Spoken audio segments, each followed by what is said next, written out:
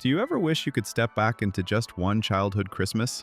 The kind where the living room glowed softly from the tree lights, the kitchen smelled of cinnamon, and every room was filled with familiar voices? Back then, the world felt smaller, families felt closer, and the holidays felt deeper. Today, we're peeling back the years to rediscover those cherished Christmas traditions from the 1950s that have slowly faded away. Get ready to walk down memory lane with us, and maybe find something you want to bring back for your own grandchildren. The magic of the Sears Wish Book. For children of the 1950s, the highlight of the holiday season wasn't Christmas morning, but the moment the thick Sears Wish Book arrived in the mailbox in early November. This catalog wasn't just a list of gifts, it was a gateway to the world of imagination and a tangible symbol of post-war prosperity and progress. The weighty book, filled with glossy pages featuring bicycles, Lionel electric train sets, and the first Barbie dolls, became a family ritual. The ritual began when parents brought the precious book home. Eager children would excitedly circle their favorite toys. Crucially, they weren't allowed to use erasable pencils. Each circle was a serious declaration, a proclamation of desire.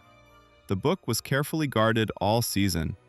This wish book, along with competitors like J.C. Penney and Montgomery Ward, served as an unofficial educational tool, teaching that generation the value of a dollar and the practice of delayed gratification. Children learned branding, comparison shopping, and even how much they needed to save for a small item. This was dramatically different from scrolling through thousands of products online today. The simplicity and fullness of information turned the gift selection process into a weeks-long experience, building suspense and anticipation that peaked on Christmas Eve. The department store shopping experience. Christmas shopping in the 1950s wasn't a chore. It was an all-day outing and a sensory experience. Downtown department stores transformed into genuine winter wonderlands. The elaborate window displays drew the largest crowds, with each window telling a marvelous story using complex moving models and brilliant lighting. Inside, the air was thick with the scent of fresh pine, peppermint candy, and expensive perfumes. Stores used classic Christmas music and lavish decorations, often employing their own architects to design themed areas. Most importantly, every store featured an elaborate Santa Claus setup. Children lined up to meet Santa, a solemn ritual, and the final opportunity to confirm the gift list. This shopping trip was also a social spectacle. Mothers wore their finest fur coats, and having lunch at the store's upscale rooftop restaurant was an essential part of the experience. This tradition solidified the idea that Christmas was a collective social event, not just a materialistic exchange. Making gift lists based on TV ads. The early 1950s marked the rise of commercial television, and it forever changed how children dreamed. Everything changed when Mr. Potato Head became the first toy ever advertised on television in 1952. This was a watershed moment because, previously, children knew about toys primarily through catalogs or word of mouth. With the advent of TV, children's gift lists suddenly became much more specific and longer. Instead of just writing, "I want a truck," children now demanded the exact brand and model. "I want the blue Tonka truck, the one with the working lift." Major toy companies like Mattel and Hasbro quickly realized the power of advertising during children's shows like the Mickey Mouse Club. This put new pressure on parents, who not only had to find the gift, but had to find the correct version advertised. This shift wasn't just commercial, it was a cultural transformation. TV began to shape children's wants and expectations, replacing the role of parents, neighbors, or teachers in suggesting gifts. This is when Christmas started becoming commercialized in the way we know it today. The excitement of unboxing was replaced by the joy of finally owning the item that looked exactly like it did on the screen. Aluminum Christmas trees. In 1958, a Christmas icon was born that represented the space age, the aluminum Christmas tree. This was a complete break from tradition. The aluminum tree was usually shimmering silver, constructed from delicate aluminum branches attached to a wood or steel pole. They offered a futuristic and mod look consistent with mid-century modern aesthetics. Since aluminum trees could not handle the heat from traditional incandescent lights, they were not strung with strings of lights. Instead, They were often accompanied by a rotating color wheel placed on the floor. This motor-operated wheel beamed brilliant light through colored plastic panels, blue, red, yellow, onto the aluminum branches. As the wheel spun, the tree continuously changed color, creating a dazzling, shimmering effect in the living room. Aluminum trees were seen as the height of convenience and safety. They were easy to assemble, didn't shed needles, and crucially, they eliminated the need for dangerous light strings, which were a common cause of fires at the time. Although they were only popular for about a decade before being deemed tacky in the 60s, especially after A Charlie Brown Christmas criticized the commercialization, they remain a strong nostalgic symbol of 1950s technological optimism. Seeing a tree shimmer under the changing glow of a color wheel is something modern Christmas has truly lost. Did your family always have a real tree, or did you embrace the aluminum tree trend? Tell us if you remember making that switch. Bubble lights. Bubble lights were popular in the 1940s and 50s, bringing a unique kind of magic that modern LED lights cannot replicate. These lights operated on a simple but ingenious principle. Each bulb featured a small glass tube containing a volatile liquid, often methylene chloride or a light oil. When the light bulb heated up, the heat caused the liquid inside to reach its boiling point. The vapor was released in the form of continuous bubbles rising through the tube. The sound and sight of bubble lights were distinctive. A gentle, bubbling sound filled the room, and the shimmering light created a warm, cozy feel. Installing bubble lights required patience. You had to wait a few minutes after plugging them in for them to start working. But this wait was part of the ritual, building anticipation for the children. Fine tinsel, Lametta. Today, we toss handfuls of plastic tinsel onto the tree, but in the 50s, decorating with thick, fine tinsel, Lametta, was a time-consuming ritual demanding absolute precision and patience. Tinsel in the 50s was often made from real metal strands or lead alloy instead of plastic, making it heavier, allowing it to fall straight and hold its shape better. Lametta was the popular name for this high-quality metal tinsel, often imported from Germany. Covering the tree with Lametta wasn't a careless toss. Each strand had to be carefully and individually hung on a branch to maximize the sparkling light, simulating falling snow and ice. This tradition often lasted hours and was a collective family activity, with young children being entrusted with the most careful tasks. Over time, lead-based tinsel was eliminated for health and environmental safety reasons. Tinsel shifted to thinner, mass-produced materials, making the decoration process less formal. The disappearance of heavy metal tinsel meant we lost the deep, almost magical shimmer these heavy strands created when catching the light from bubble lights or color wheels. The meticulous labor involved in hanging tinsel was also a crucial part of the 1950s Christmas that we have forgotten. Paper chains. Amidst the shimmer of bubble lights and aluminum trees, paper chains represented the humble, simple side of homemade Christmas decorations. This was the simplest decoration, but also represented hours of family crafting together. Making paper chains often started right after Thanksgiving, marking the official beginning of the holiday season. The whole family would cut strips of colored paper, then use flour paste to loop them together into rings, forming one long chain. This tradition had multiple layers of meaning. First, it was economical. Colored paper and paste were cheap, suitable for all families.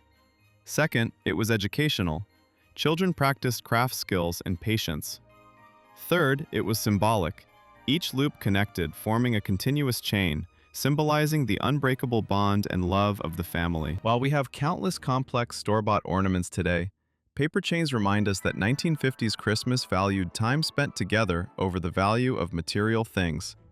When these paper chains were draped around the living room, they carried the energy of collective collaboration and creativity, a feeling that pre-molded plastic decorations struggle to replace. Model trains around the tree. The electric model train set running around the base of the tree was a highly iconic 1950s Christmas tradition, symbolizing America's love of technology and post-war progress. The train set was more than a toy. It was an intricate, decorative setup, often taking up most of the floor space beneath the tree. Families would spend hours installing complex tracks, including curves, overpasses, and sometimes a small model town built from papier-mâché or wood. The distinctive sound of the model steam locomotive whistle, the jingling bell, and the simulated smoke created a vibrant scene under the Christmas lights. Today, electronic models have replaced the complex mechanical train sets. The lack of space and time to create such a detailed layout has caused this tradition to fade, but the echoing sound of the electric train whistle under the Christmas tree remains one of the most nostalgic sounds of the 1950s Christmas. Cookie exchanges. Cookie exchanges were a Christmas tradition that cemented community bonds and helped 1950s housewives solve a major challenge: how to have a varied and abundant holiday spread without baking dozens of different types of cookies themselves. The ritual was simple but required high coordination. Each participant would bake a large quantity, often 5 to 10 dozen, of only one type of cookie using their family's secret recipe. They would then bring the cookies to a host's home, and everyone would swap their cookies for the varieties made by others. The result? Everyone left with a massive mixed box containing many different flavors and textures, from spicy gingerbread and buttery sugar cookies to delicate Linzer tarts. This tradition wasn't just about food, it was a crucial social event. It was an opportunity for housewives, who often spent most of their time in the domestic sphere, to gather, exchange recipes, and share community news. It celebrated domestic capability and creativity while creating an informal support network in the neighborhood. Christmas Club savings. Before credit cards became widespread, one of the most common ways to afford the holiday season was to join a Christmas club. This was a savings program offered by banks and credit unions. The idea was simple. Throughout the year, especially after summer vacation, people would save pennies, depositing a fixed amount weekly or monthly into this Christmas club account.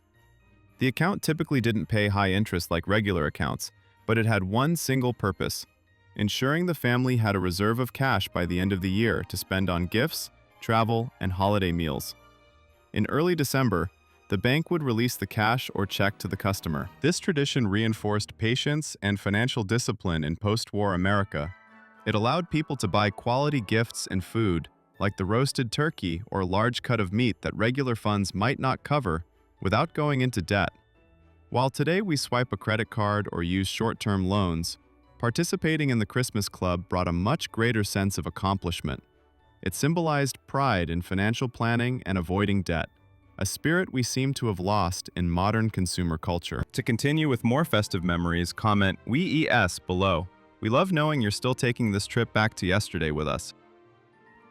The rise of green bean casserole. No dish embodies the spirit of 1950s culinary convenience more clearly than the green bean casserole. This dish was invented in 1955 by Dorcas Riley, who worked in Campbell's Soup Test Kitchen. This dish quickly became a staple at Christmas gatherings due to its utter simplicity and convenience.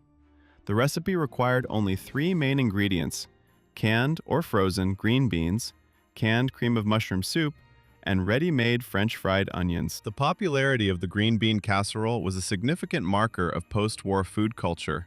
It represented a liberation from traditional heavy cooking labor. Instead of having to make soup from scratch or prepare fresh beans, housewives could combine pre-packaged products to create a hot, hearty side dish in minutes. This was a celebration of convenience culture. The Jell-O salad craze and bizarre gelatins. We can't talk about the 1950s holiday table without mentioning the Jell-O salad craze. This shimmering, colorful gelatin dish was served as a centerpiece side dish, salad, at Christmas gatherings. This dish epitomized the 1950s fascination with post-war convenience foods and the blend of cuisine and chemistry. Housewives would use Jell-O, often lime green or strawberry, and mix it with things we find very strange today: cottage cheese, canned pineapple, diced celery, or even grated carrots. The goal was to create a dish that was both visually appealing and surprisingly textured. Jell-O salad was often poured into intricate molds, forming crowns or artistic shapes, then garnished with a dollop of mayonnaise or whipped cream, creating a contrast between sweet, sour, and savory. Though the recipes might sound horrific to modern palates, Jell-O salad was a way for housewives to show off their cleverness and modernity, using packaged products to create an artistic masterpiece on the table. Culinary convenience, the rise of canned goods. Culinary convenience was the overriding trend in the 1950s Christmas kitchen. This era saw an explosion of canned, frozen, and pre-mixed products. The war effort drove innovation in food preservation technology, and food companies heavily marketed these products to post-war housewives. 1950s housewives often integrated canned soups and packaged ingredients into recipes to save time, rather than spending all day making everything from scratch. This convenience wasn't just about reducing kitchen work. It was a social permission. The goal was to allow the family to spend more time together instead of laboring for hours to prepare the perfect meal. For example, using pre-made baking mixes instead of measuring every ingredient became the social norm. The simple stocking. The Christmas stocking was hung in the 1950s, but inside there were no iPhones or headphones. The contents of the stocking were usually simple, practical items, but highly symbolic. The most essential item in the stocking was a fresh tangerine or apple placed at the toe. This tradition stemmed from the fact that fresh fruit, especially citrus in winter, was a rare and luxurious gift. Finding a juicy orange was a sign of abundance and a cherished gift. Besides fruit, stockings contained a handful of nuts, often walnuts or almonds, a comb, a new toothbrush, chocolate coins, or small stationery items. They were practical gifts that supplemented daily necessities. What made this tradition special was the simplicity and the value of the small surprise. The value wasn't in the price tag, but in receiving something you needed or a fresh flavor in the cold winter. Homemade candy and pure luxury. Before candy was mass-produced year-round, homemade confections were a true luxury, reserved only for the holidays. The 1950s Christmas was the peak time for homemade candies like fudge, gingerbread, and peanut brittle. Making candy was a labor-intensive process, demanding precision in temperature, especially for fudge and brittle, and often a bonding tradition. Family members would gather in the kitchen to stir the hot batches and cut them into holiday shapes. Once finished, these confections weren't just for eating in the house. They were a critical part of community gifting. Families would carefully wrap these candies in beautifully decorated tins and give them to neighbors, teachers, and the mail carrier. These were highly personalized gifts that showed affection and time invested. Today, we can buy any type of candy at any time of the year, which diminishes the once-a-year quality of these treats. For the 1950s Christmas, these homemade candies were the pinnacle of sweetness, symbolizing hospitality and generosity. Do you remember the one gift you absolutely had to have as a kid? Let us know what it was in the comments. Big family gatherings. Big family gatherings were the heart of the 1950s Christmas. Back then, families often lived closer together, perhaps in the same town or state. This made it common for grandparents, aunts, uncles, and cousins to crowd together under one roof. Unlike modern Christmases, where we often split into smaller gatherings, the 1950s Christmas was a chaotic, intimate, and crowded affair. Post-war homes were often modest in size, forcing everyone to be creative with sleeping arrangements. Children had to sleep on sofas, floor mattresses, or even in sleeping bags. This gathering lasted the entire holiday, not just dinner. It was a chance for family stories to be retold, old traditions to be passed down, and intergenerational bonds to be strengthened. The noise, the chaos, and the lack of privacy were all part of the joy. We are nostalgic for the feeling of safety and belonging to a large community that these gatherings provided. Board games. After the large Christmas dinner, instead of staring at screens, the whole family gathered to play board games. This was a mandatory tradition that encouraged interaction between generations. While playing, the competition was real, but the ultimate goal was collective fun. Arguments over Monopoly rules or how to spell a word in Scrabble were part of the Christmas memory. They created shared stories and laughter, strengthening family relationships. What we miss most about this tradition is the uninterrupted interaction. No phones, no distracting notifications, just focus on the game and the players. Midnight Mass. Midnight Mass was a cherished religious tradition, providing a crucial spiritual anchor for the Christmas season amidst the noise of commercialization. This was a highly formal service, marking the moment of Christ's birth. Families wore their finest attire, women in silk or velvet dresses and hats, and men in wool suits. Attending the service was not only religiously significant, but also a social event, showing respect for the community. The Midnight Mass was filled with candlelight, the scent of frankincense, and carols sung in unison, bringing a sense of peace and solemnity. The moment the church bells rang exactly at midnight, followed by the first Christmas greetings, was a profound memory. Reading Christmas stories. In the chaotic anticipation of Christmas morning, the ritual of reading Christmas stories on Christmas Eve was the last moment of quiet intimacy. On Christmas Eve, parents would read aloud classic stories like The Night Before Christmas, still the foundational text, or Rudolph the Red-Nosed Reindeer before the children went to sleep. Although many stories were adapted into TV cartoons by then, the physical act of reading the book retained its importance. Reading aloud provided a sense of warmth, security, and connection. The voice of the father or mother, the gentle light of the fireplace, and the crackle of burning wood created a magical space. This is a stark contrast to children today scrolling through Christmas cartoons on tablets before bed.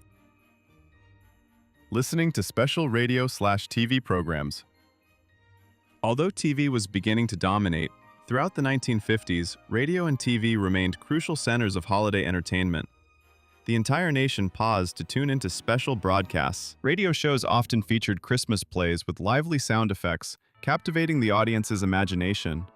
As TV grew, Christmas musical and comedy specials from stars like Bing Crosby and Perry Como became must-watch events. Notably, the whole country paused around 3 p.m. London time, mid-morning in the US, to listen to Queen Elizabeth II's Christmas message, starting in 1957. While a British tradition, this message was widely broadcast and listened to by many American families, symbolizing the cultural relationship across the Atlantic. This created a sense of a shared national experience. Millions of Americans were watching or listening to the exact same thing at the exact same time. Today, with countless streaming services, our entertainment experiences are fragmented. We have lost the feeling of collective unity that these special Christmas radio/TV programs provided. Reading Christmas ghost stories. It sounds strange, but long before The Nightmare Before Christmas, a popular tradition was for people to tell spooky ghost stories during Christmas by the fireplace. This custom stemmed from long-standing English and European traditions, where the long, dark winter nights were linked to loneliness and spirits.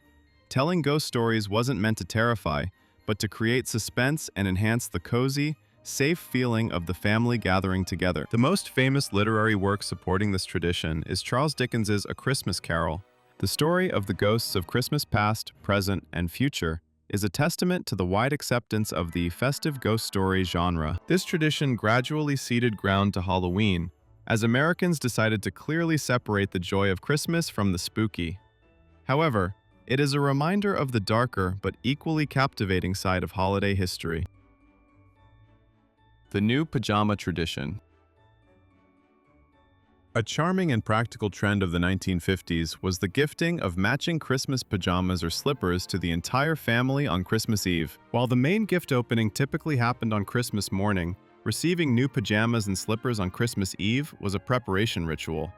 This ensured that children could wake up bright and early the next day and immediately run out to the living room to open gifts while looking tidy and warm. The pajamas were often made of flannel, ensuring warmth in homes that weren't as well insulated as they are today.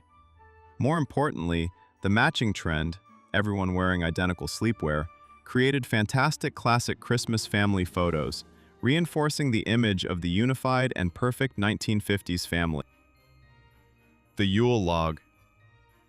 The tradition of the Yule Log dates back centuries, but in the 50s, it underwent a notable transformation in America. The original idea was to burn a large log for the 12 days of Christmas to bring good luck.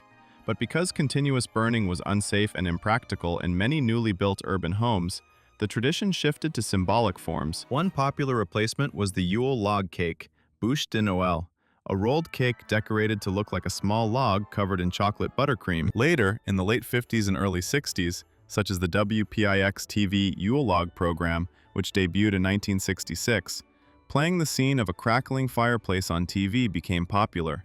This allowed families without a real fireplace to still enjoy the sight and sound of a warm fire, showing American ingenuity in using technology to maintain the spirit of tradition.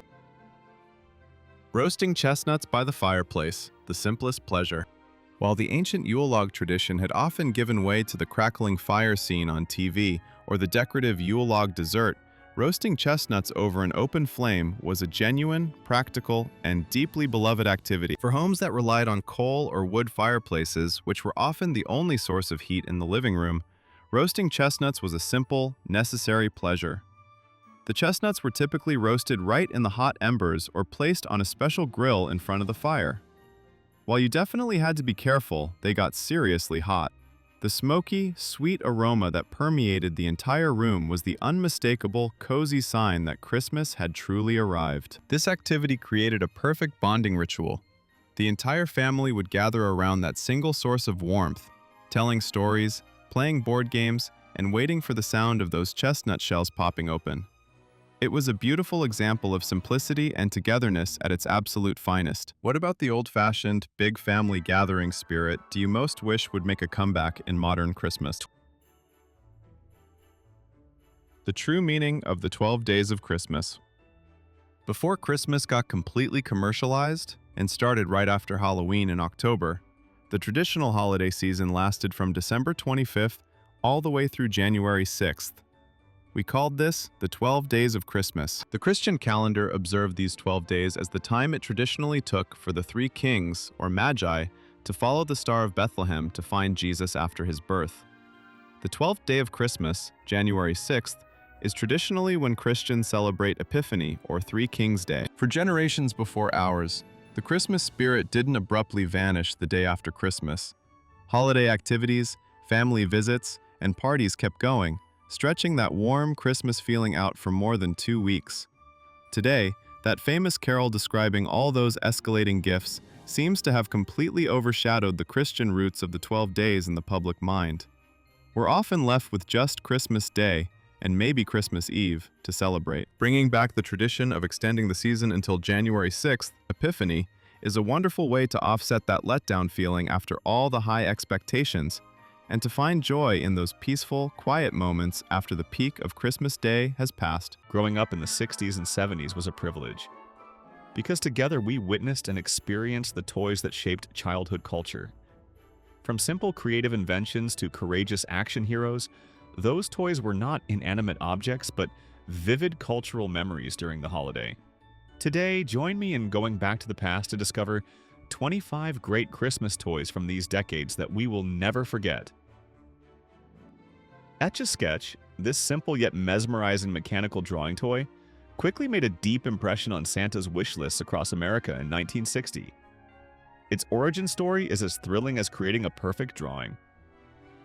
Initially, the toy was known by the graceful name La Cron Magic, which translates to magic screen. The launch of Etch-a-Sketch was supported by massive television advertising campaigns, aired during prime time, making it an essential item in every household. This toy features two small knobs. One controls the horizontal line and the other controls the vertical line. By rotating these two knobs, children can control an internal cursor to create images on the screen, as if performing magic. The feeling of turning those knobs, hearing the small internal metal parts working, and then seeing sharp lines appear on the gray screen is an unforgettable experience.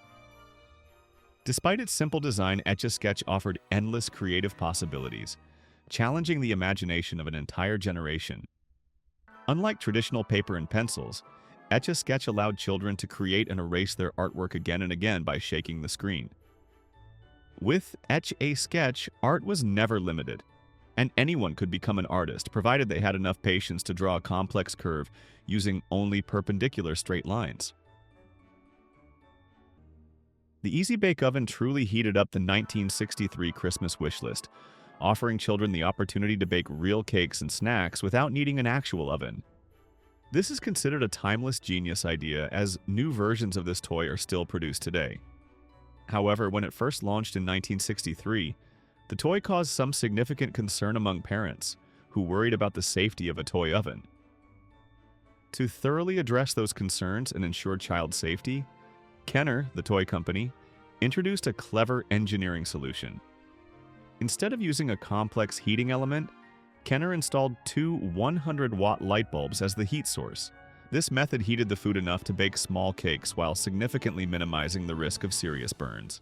The Easy Bake Oven quickly became a phenomenon, allowing children to make small cakes, cookies, and various other treats themselves. The feeling of mixing the batter, pouring it into a small mold, pushing it inside the tiny oven, and patiently waiting for the cake to bake under the warm light of the bulbs is deeply memorable. The fact that children could make their own snacks using a toy oven revolutionized playtime, making the Easy Bake Oven one of the most memorable toys of the 60s. While Barbie had dominated the doll world since 1959, Mattel realized that to retain fans and expand the play experience, they needed to create a more complete world for this fashion queen.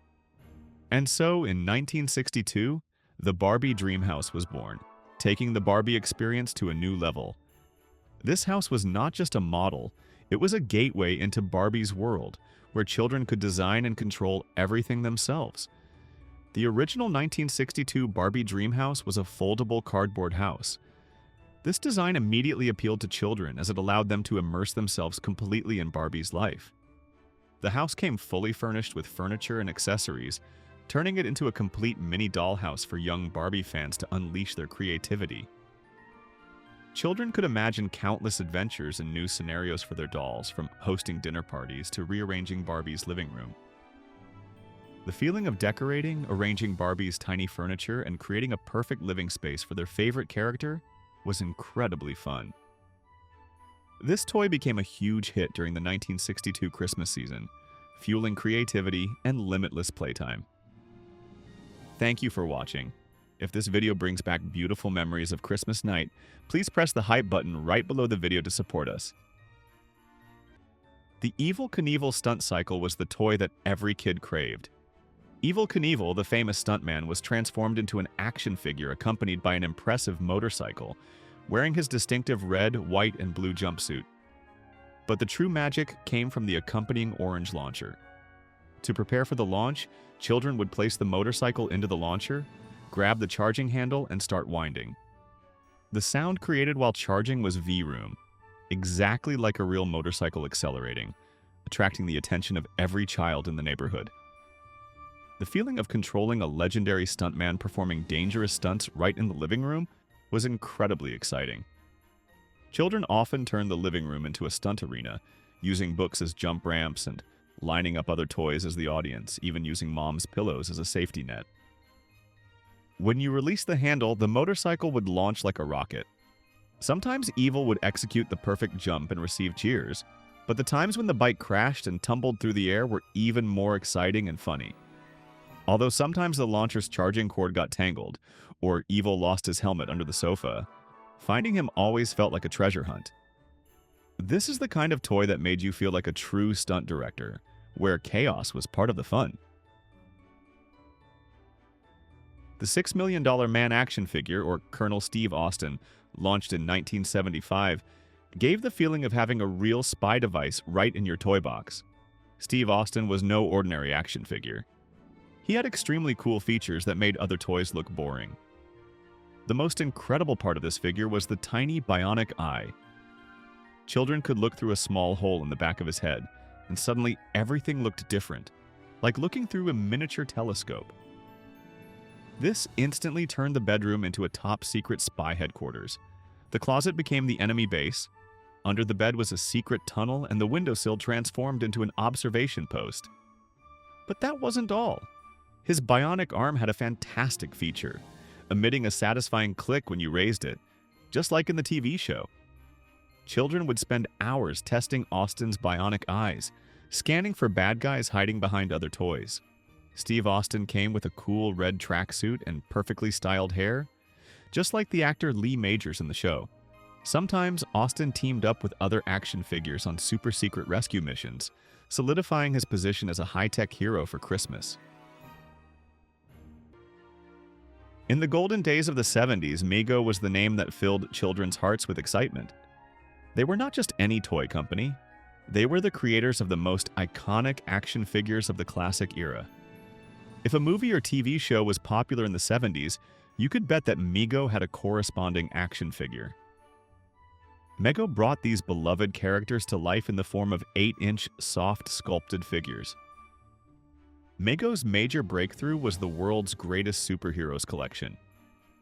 The real magic was that Mego somehow achieved a near impossible feat at the time.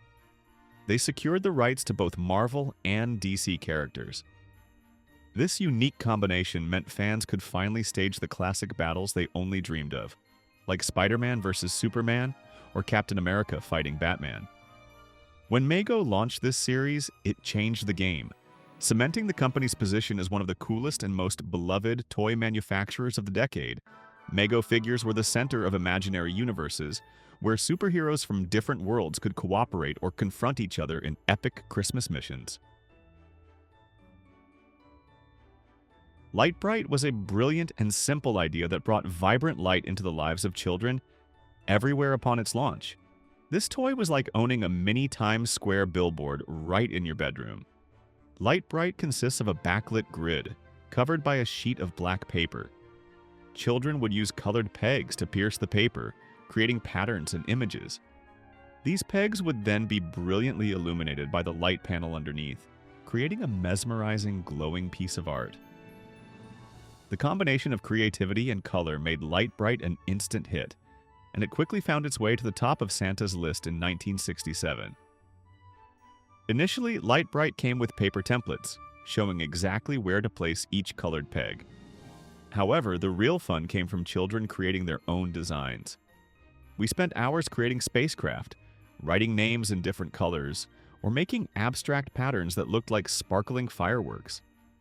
Over time, Light-Bright continued to evolve, eventually including image templates of popular culture characters and famous cartoons, making it even more appealing. It became a fixture in households, offering hours of imaginative play as children created brilliantly illuminated artwork. However, this toy had a small drawback. The tiny pegs could scatter everywhere, and accidentally stepping on a peg in the dark was like stepping on a small lightning bolt, an unforgettable, painful experience. Chatter Telephone is proof that the best toy ideas often come from simple observations of how children play. This friendly toy rang true at the top of the 1962 Christmas list. The Chatter Telephone was created with a cheerful, smiling face, equipped with wheels for easy pulling, fun noise-making buttons, and a real ringing bell. Initially, the model was made of wood, but was later switched to more durable plastic. The simple yet appealing design of the Chatter Telephone captured the hearts of children. It gave children their first taste of communication, allowing them to pretend to make important calls while pulling their smiling telephone friend around the house. The feeling of pulling this phone across the floor, hearing the bell ring and the buttons click with every turn of the wheel, is an inseparable part of childhood. The Chatter Telephone also served as a tool for young children to explore the adult world through role-playing. Its playful design and interactive features stimulated young imaginations and kept children entertained for hours. It became a beloved Christmas gift, and its position as a nostalgic icon is still cemented today. Operation, the dramatic simulated surgery game, was invented in 1964 by John Spinello, a student at the University of Illinois. Initially just a class project, the game quickly captured the attention of Milton Bradley, who began producing it in 1965. Operation instantly became the most sought-after toy that Christmas season. The premise of the Operation game is incredibly simple yet extremely stressful and requires high dexterity. Players must perform surgery on a patient with a prominent red nose by carefully picking out various humorous ailments, writer's cramp, or water on the knee from the holes without touching the surrounding metal edges. This is a tough test of the player's hand-eye coordination and motor skills. The feeling of tension as you maneuver the metal tweezers close to the target area, holding your breath so your hand doesn't shake, is the core experience of Operation. And then, if the player makes the slightest mistake, the patient's nose will immediately light up and a terrifying bzzz sound will ring out, signaling failure. That bzzz sound not only startled you, but also made others burst into laughter. In 1966, a brand new dramatic action game entered the arena, Rock'em Sock'em Robots. Created by Marvin Glass and Associates and manufactured by Mark's Toys, the game quickly won children's affection due to its simple yet highly engaging gameplay. The feeling of controlling a mechanical robot in a boxing match was every child's dream in Christmas 1966.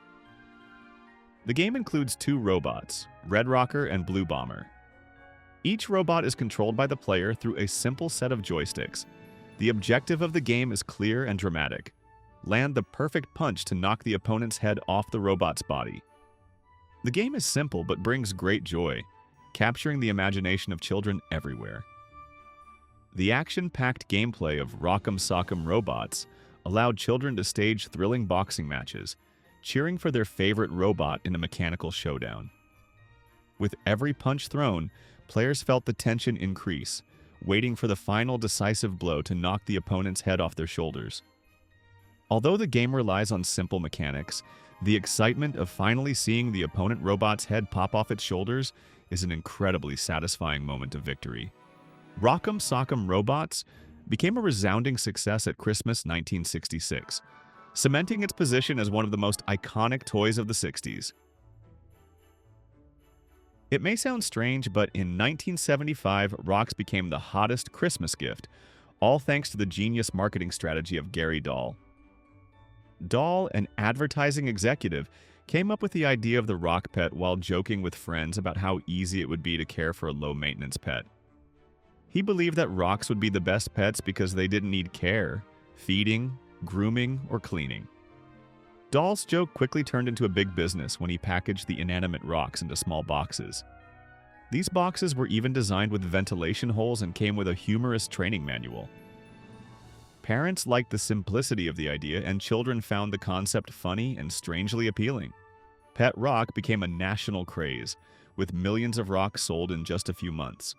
Although the fad quickly faded after that Christmas, Pet rock brought Dahl millions of dollars and became the most desired toy for most children in 1975. Pet rock is a classic example of how smart marketing and timing can turn a simple, even absurd idea into a cultural phenomenon. The feeling of opening the box, finding an ordinary rock placed ceremoniously on a bed of straw, and then reading the hilarious instruction manual on how to teach your pet to stay still, was a unique Christmas experience.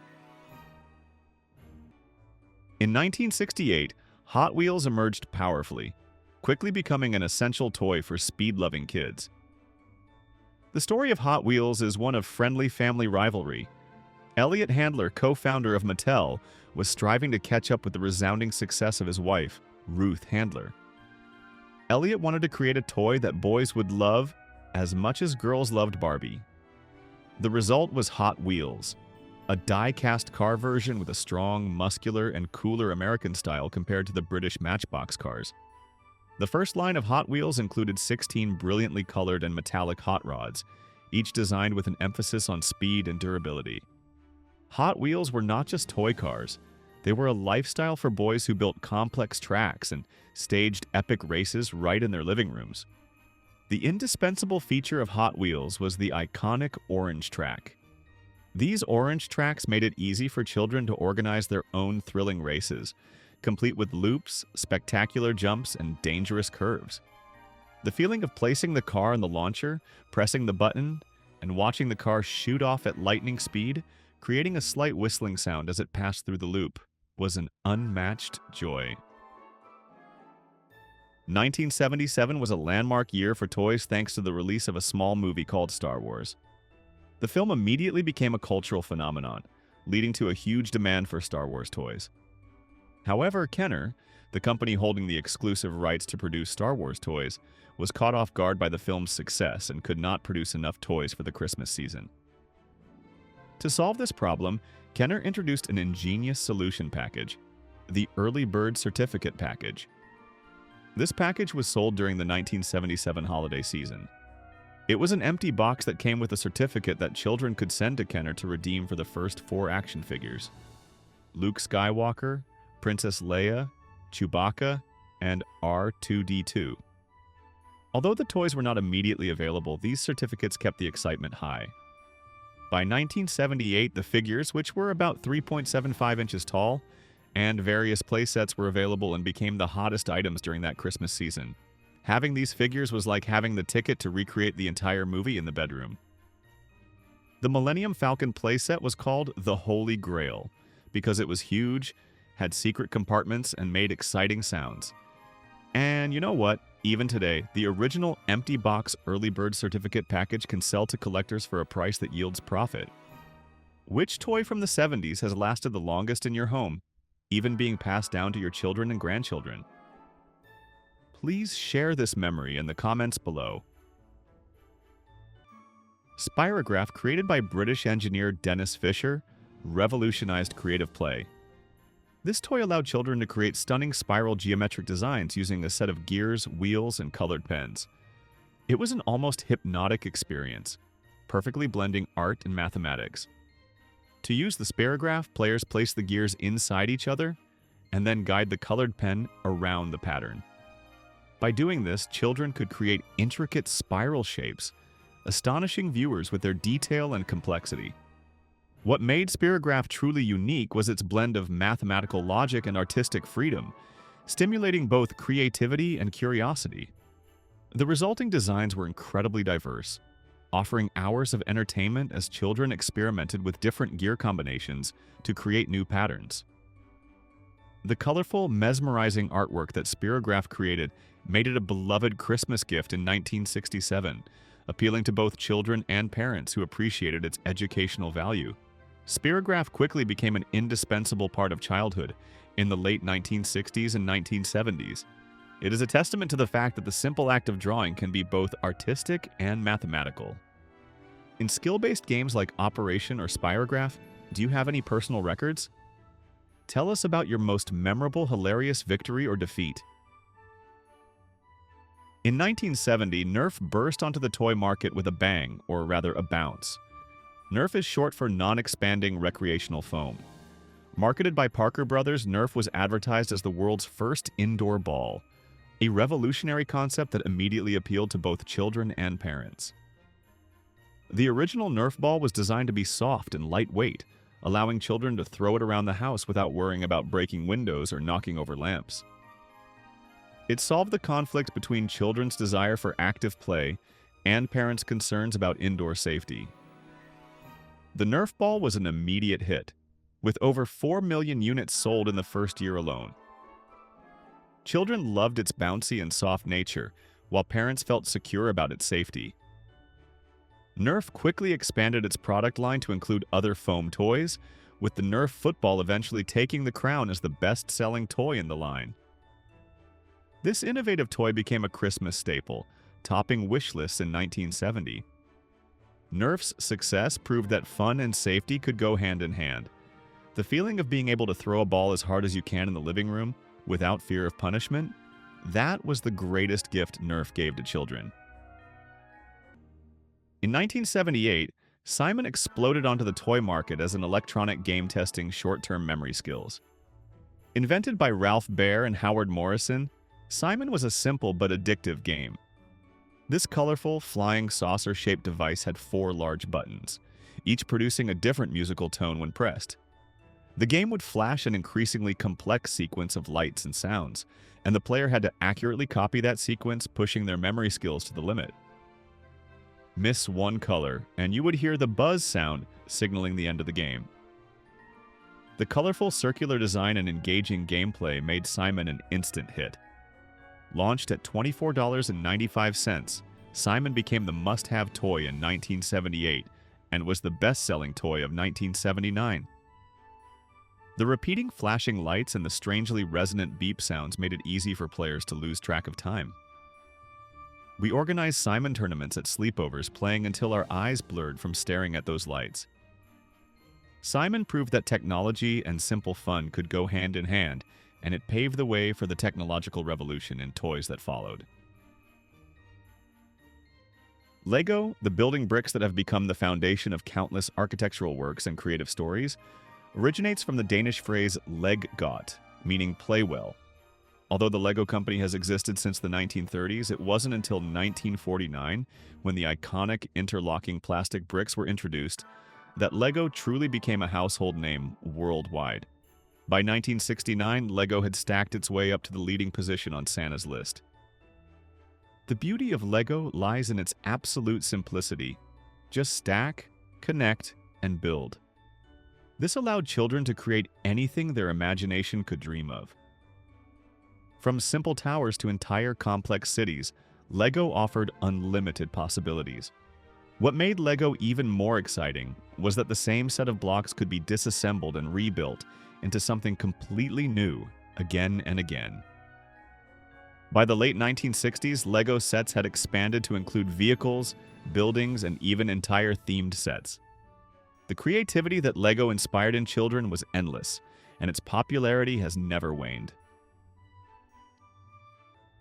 Skateboarding began as a sidewalk pastime in the 1950s when children attached roller skate wheels to a board and started gliding.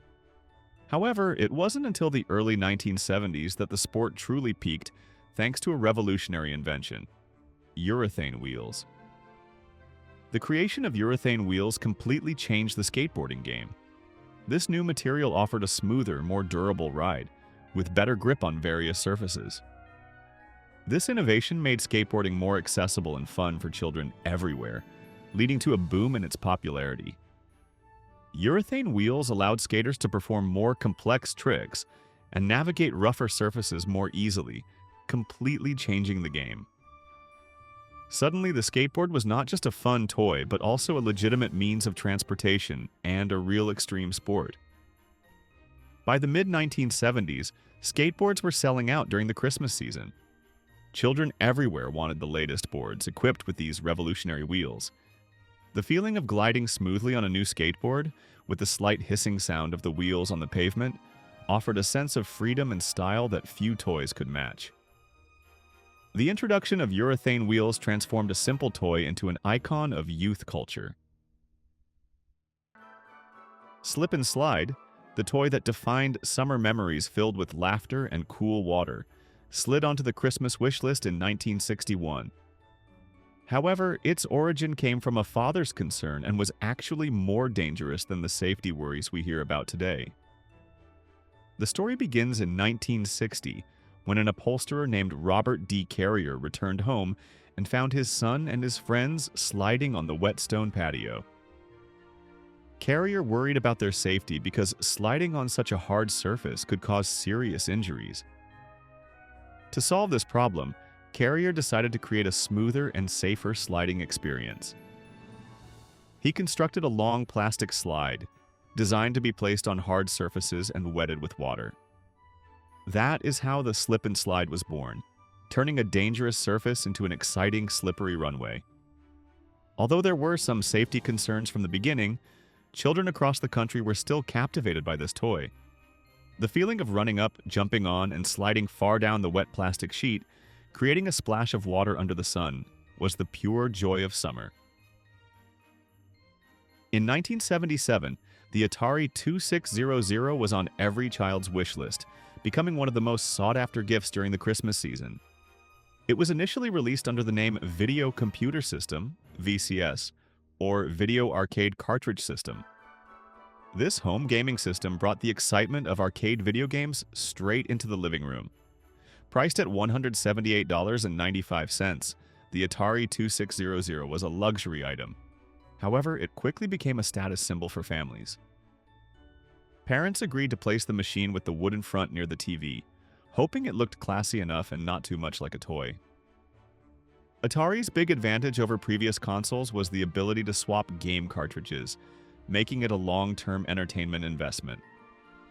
We were mesmerized by the simple yet seemingly very realistic block graphics. The joystick was very simple, with only one stick and one red button. I remember the feeling of sweaty hands during intense Space Invaders battles, and how the whole family gathered to take turns playing Pong. Atari's success paved the way for the video game industry as we know it today. The slogan, "Weebles wobble, but they don't fall down," swept the toy world when Weebles launched in 1971. Created by Playskool, Weebles were small, egg-shaped figures. What made them unique was their weighted base, which allowed them to sway back and forth, wobble fiercely, but almost never fully tip over. With bright colors and a simple design, Weebles quickly became a favorite toy for young children. They were not only visually appealing, their dynamic wobbling movement was almost hypnotic to children. No matter how hard you pushed them, they always bounced back, almost as if they were laughing at your attempts to make them fall. The Weebles line included a whole family of characters, along with various playsets to enhance the play experience. Whether they were wobbling in a toy car or sliding down a small ramp in the Weebles house playset, these figures constantly entertained children with their unique design. The toy's simplicity and durability made it perfect for small hands, and it became a bestseller during the 1971 Christmas season. Shrinky Dinks brought a touch of magic to Christmas morning. These thin plastic sheets were advertised as pure magic. Shrinky Dinks was a craft activity for children, where they could color and design shapes on the thin plastic sheets. The magical part happened afterward. These plastic sheets would be baked in the oven. When heated, the plastic would shrink to a fraction of its original size, simultaneously thickening and hardening, creating small, durable pieces of art. The concept was simple yet incredibly captivating, offering children the opportunity to create personalized keychains, jewelry, and other decorations. Parents loved Shrinky Dinks because it encouraged creativity, while children were mesmerized by this miraculous shrinking process. Any child who eagerly stood in front of the oven glued their eyes to the plastic sheet slowly twisting, shrinking, and finally transforming into a rigid piece of art has an unforgettable memory. Shrinky Dinks became a huge hit during the 1973 Christmas season, finding its way into families across the country. It was a fun, hands-on craft activity that added an extra element of excitement to the holiday season. This toy turned the process of Christmas baking into an art laboratory where simple raw materials were transformed by heat into unique and durable gifts. In 1964, in the context that Barbie had dominated the doll market for girls since 1959, Hasbro decided it was time to create something equally exciting and iconic for boys. The result was G.I. Joe fighting its way to the top of the 1964 Christmas list. In a revolutionary marketing decision, the company tried to avoid using the word doll in the vocabulary related to G.I. Joe. Instead, they coined the term action figure, forever changing how boys perceived their toys. G.I. Joe was designed as a brave, ready-to-fight soldier, offering boys an outlet for their imagination to soar in war and adventure scenarios. Joe's strong, tough design, along with realistic accessories including weapons and military equipment, made him an instant hit. Although G.I. Joe has undergone many changes in size, appearance, and storyline over the years, the essence of this action figure remains the same: a symbol of courage, strength, and the spirit of adventure. In 1974, G.I. Joe was equipped with the Kung Fu Grip, a feature that made a total difference. Instead of stiff plastic hands, Joe now had soft rubber hands that could actually grip objects with strong force. G.I. Joe was the gift that took the concept of action role-playing to a new level during Christmas. Thank you for taking this journey back with me. If any part of this brought a memory to the surface, a smell, a song, a moment, feel free to share it in the comments. I read every one of them. Until next time, may your days be warm, your memories stay close, and may the spirit of those old Christmases live on in